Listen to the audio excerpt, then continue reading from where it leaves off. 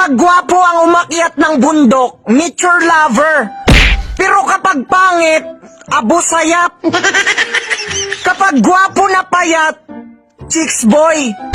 Pero kapag pangit na payat, adik. Kapag gwapo ang tumabi, kinikilig. Kulang na lang mahuhulog ang pante. Pero kapag pangit ang tumabi, nagagalit ayaw magpatabi. Kapag gwapo ang nanligaw, sasagutin agad. Pero kapag pangit, sorry, study first ako. Kapag gwapo na construction worker, sasabihin nila, hardworking. Pero kapag pangit, okay na yan kaysa mag-adik-adik. Kapag gwapo ang tumitig, nakakakilig. Pero kapag pangit, manyakes. Kapag gwapo ang kachat, nagagalit kapag hindi pinapansin. Pero kapag pangit ang magchat-chat, hindi namamansin.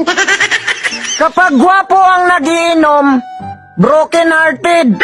Pero kapag pangit, walang pangarap sa buhay. Kapag gwapo ang jowa, tinadana.